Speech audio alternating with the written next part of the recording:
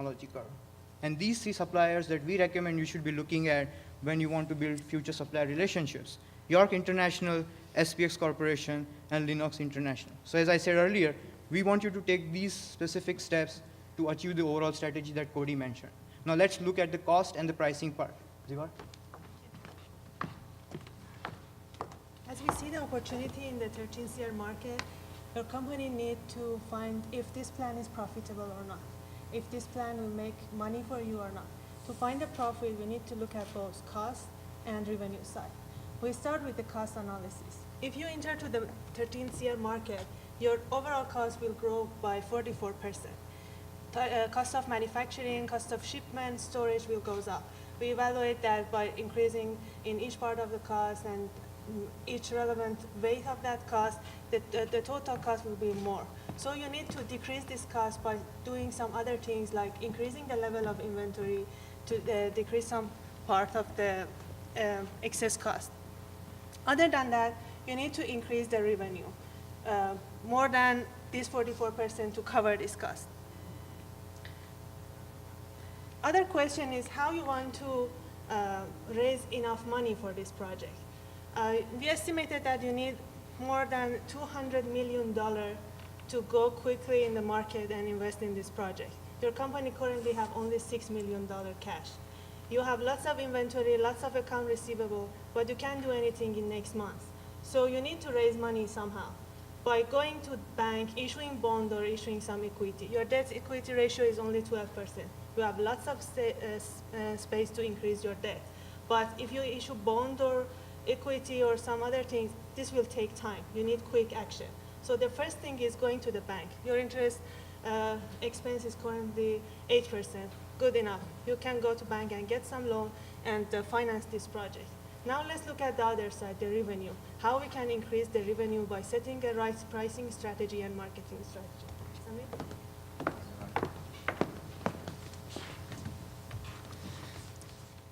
What's in it for the consumer, for the average consumer, when the industry norms change to the 13th year regulation? Well, with the current 10th year unit in the market, the annual utility bill is $189. Now, with a new 13th year coming to market, which is environment friendly, as you all know, the annual utility bill saving for the average consumer would be $42 per unit.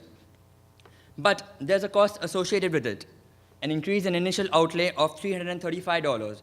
So why would an average consumer buy it? Go buy a 13th year unit. We calculated the return period for the consumer, assuming a discount rate of 10%. And we found from our calculations that it would take 16 years for an average consumer to realize this initial outlay of 335 years. So based on our calculations, we believe that you should not price the new 13th year unit by more than 15% of what it is currently in the market. Based on the dynamic supply-demand model explained by Kapil and the cost analysis given by Zivar, we saw that various risks could be mitigated using those models. And your company would achieve sustainable growth for the coming years in this new environmental free market of 13th year. Well, while there are some other risks as well, like the housing market, we do not know how flat it's going to remain or how sharply it's going to fall. The utility incentives, whether it would be offered now or not, as well as the legislation in each state, how is it going to change and how is it going to affect the air-conditioned market. Some of these risks can be mitigated through lobbying, and now we would like to know more about lobbying. Cody will now talk about lobbying and would conclude the presentation. We found that lobbying in the past has increased in the air conditioning market. From 1998, $0 were spent on lobbying. In the year 2001, more than $100 million were spent on lobbying. And so we can see the increase just in a short period of time, as in today also, the lobbying still increases and is still there, despite the fact that it has dropped significantly since 2001. We believe that this is a great opportunity for your company to invest in some lobbying efforts, especially in the states where you have more of a position in the market that you can utilize your position there, such as in California and Texas. Lake Colson, the VP of Government Relations for APHCC, said that there's really 4 components of advocacy in government relations. And he lists them here. But the fourth one, there is one that I'd like to focus on, and that's direct lobbying. Direct lobbying has many opportunities for you, as well as the fact that you have existing resources within the air conditioning lobbying area. Lori Krigler was one of those people who was a registered lobbyist with the Air Conditioning Contractors of America National, as well as CalSMACNA, which is the California Association of Sheet Metal and Air Conditioning Contractors National Association. We believe that with these lobbying efforts combined, you should be able to recognize some real effects in the government legislation of each of these states, as well as with the utility companies who will be following the legislation of those states. The lobbying efforts that we plan, as well as all of the other efforts that we have here, in order to mitigate some of those risks that are obviously in the marketplace and that are ready for you right now, all tie into the fact that we believe that you should be a market leader. A market leader in both environmentally, so that you're always ahead of the curve, as well as a market leader in owning more of the market and being seen as a market player in the industry. Our plans for Warmco, because of this, are to establish strong relationships with suppliers, Holder Inc., as was mentioned prior, to build new relationships with alternative suppliers, and then to raise required capital for entrance to the new market, at first through bank loans and then following that up by long-term bills or debt equity or debt financing that you can establish. Our long-term goals, although a little different, kind of go about the same way of thinking. In order to establish yourselves in the marketplace, we believe that lobbying with government utility companies will be very important, that your marketing strategy needs to be focused on the price that consumers are willing to pay now, as well as in the future, as supply and demand change their faces, and then also to reduce inventory through optimization of the supply chain through software such as i2 or Winomi Technologies, and then, of course, an emphasis on aftermarket sales and service, which represents 70% of the industry. We believe that by following this short-term and long-term strategy, you'll be able to become that leader in the marketplace that we see Warmco becoming. We would now like to take any questions that you have. Thank you. Do you think there's any chance that your lobbying efforts will backfire and that you're recommending to us will backfire and the consumer might wonder why an air conditioning company is lobbying to benefit themselves rather than to benefit the consumer? You know, that's actually a really good question, and because of no problem. But you've seen some of the lobbying efforts currently in the marketplace. For instance, the regulation of 13 SEER happened because of consumer advocate groups that were already lobbying for this to happen in the legislature. And the reason why the Supreme Court actually changed their minds was because of these lobbying groups that got together, these consumer advocate groups, to help change for the benefit of the environment. And a lot of times you see this lobbying activity, you can actually couch it in more than one way. So sure, it's going to benefit your company. That's absolutely true because you're choosing this strategy. Secondly, it's also going to benefit the environment.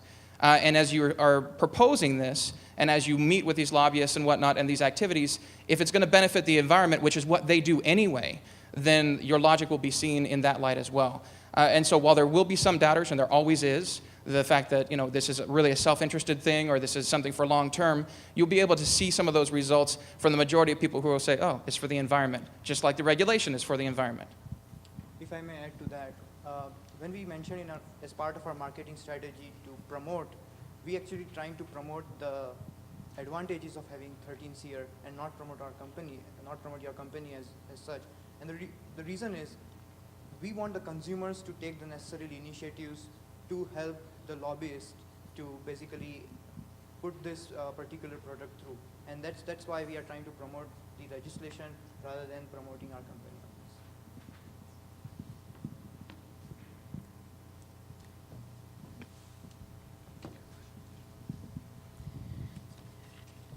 Good analysis, guys. Sounds like you've bought into the Holder story. And obviously, we'd be taking on some risk by using up 50% of their total capacity. Have you thought about reaching out to their suppliers?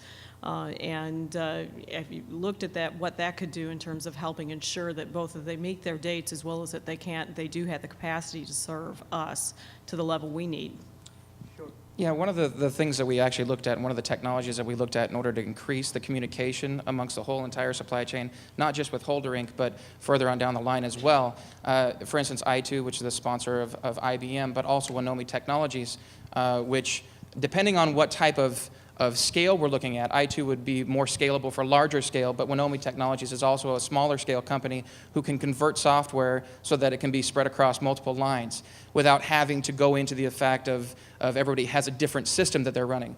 Now, of course, that would come with a concerted effort to increase the communication, which would have to be really a culture change for a lot of these companies. And being able to, not everybody is as accepting of this type of communication as we've heard today in some of this conference as well, of people being willing to give you their information.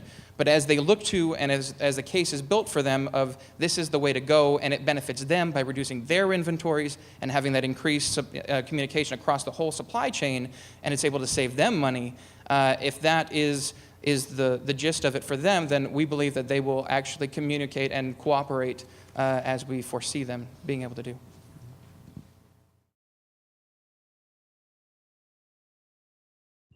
Hello, good evening. Okay, I know it's been a long but fun day, but we get to do the last set of two fun things here, and that is to hand out awards and have a great dinner. So those are the last two fun things to do.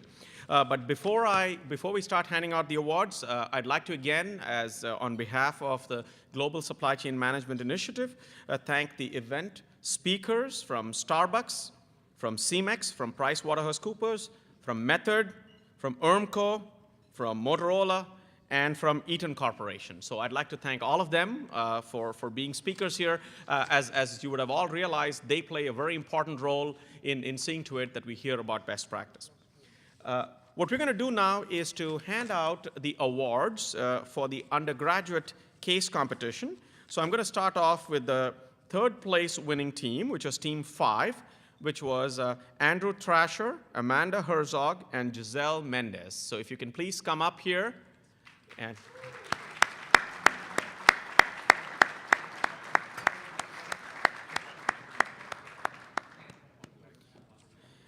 the format is after you pick up your gift, you just pause a bit and give your best Vanna White impression.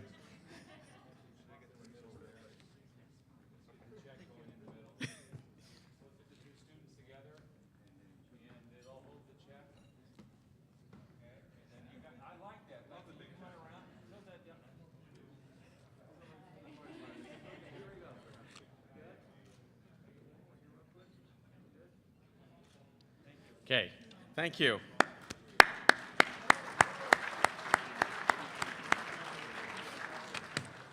Okay, all the remaining teams, you know the drill, so we're going to see how well you do.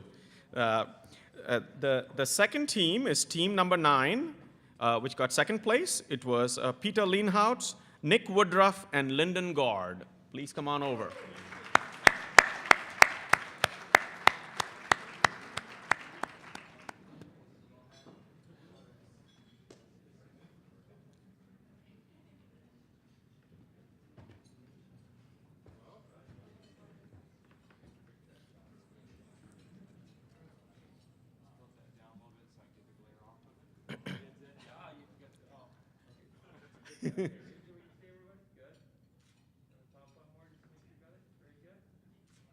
Okay, thank you.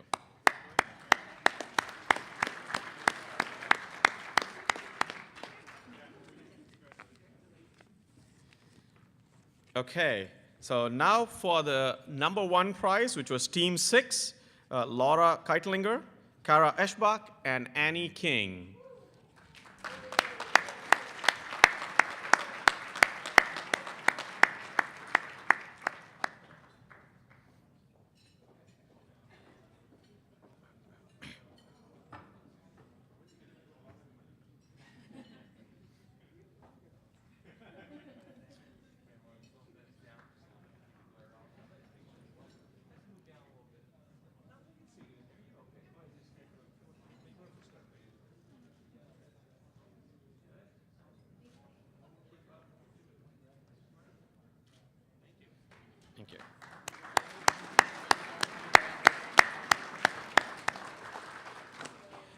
Again, as I mentioned in the morning, we'd like to thank Starbucks for enabling us to both write this case with the context that they provided, be available on the phone, be recorded for all the interviewing that we did with them, and also finally help proof the case so that we conveyed the right message. One of the things that the judges did mention was the quality of the presentation. They thought all of the students did a wonderful job, so if you're in any one of the 9 undergraduate teams that finally participated, I think you should all feel good about yourself. Any of the teams that participated but did not receive an award, we have a plaque for you. We were not sure who all has shown up, so please come pick up the plaques. You'll get an email from Mary or Karen. So, with that, the first thing we're going to do is to acknowledge all the MBA teams who flew in, drove in, ran in, whatever, in order to participate. This is very important. It's very important that you come here. For us as faculty, it's very important that you have a great experience. Remember, all of the people who teach you operations are our friends. We meet them at conferences. So if you go back and you're unhappy, they tell us, okay? So please say good things. If not, please tell us so we can fix it. We want to be great hosts. We want you to consider coming here again. This is very important. So we'd like to acknowledge all of the teams. So for each team, I'll mention the name of the university. Please come up here. We'd like to give you a plaque acknowledging your participation in the case. So I want to start off with the team from Michigan State University. Please come up so we can acknowledge you. Okay. Okay. Are they here? Okay. Okay. The second team. Okay, this is just an order. There's no ranking here. I'm just calling out the teams. The team from Siebes, if you can please come up here. We'd like to acknowledge you. Yes, please come up here as a team, all of you. Oh, okay. Okay, whoever is there, come up here so we can. Yes.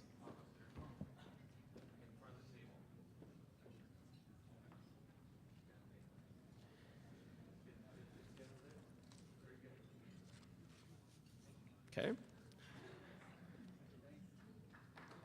Okay. Next, I'd like to invite the team from the University of Illinois to come up here.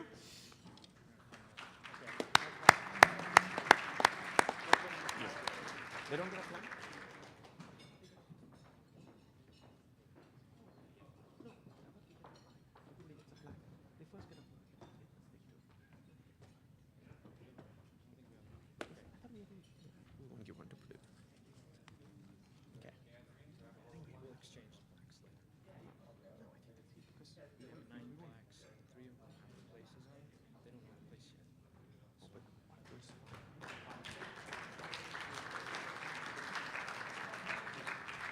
We've already given away a bunch. Okay. The next, I'd like to invite Washington University. Are you here? Okay. University of Michigan.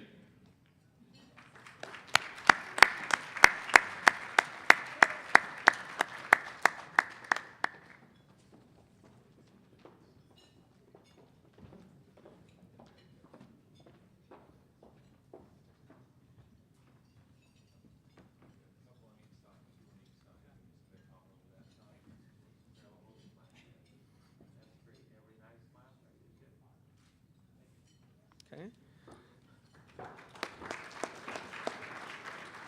I'd like to invite Indiana University to come up here, please.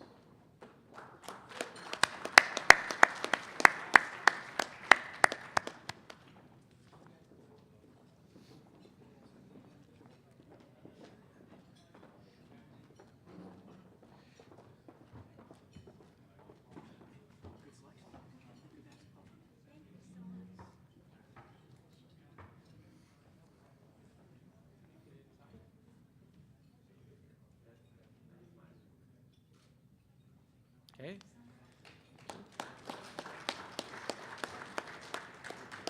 Next, the team from Georgia Tech.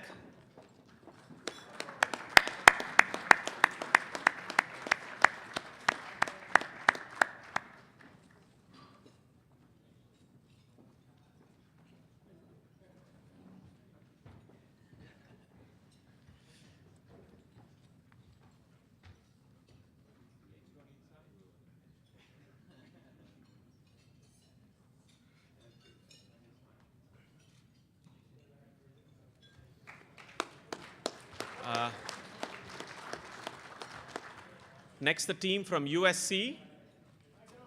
Okay.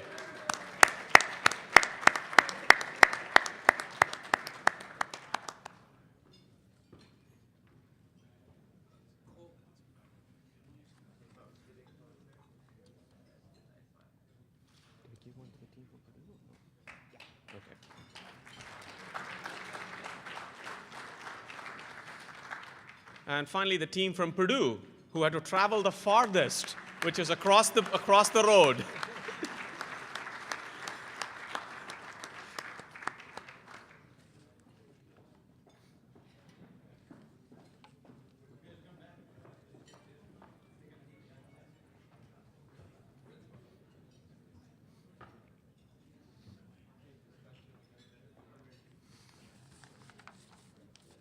Where's Mary? Where's Mary? I don't know.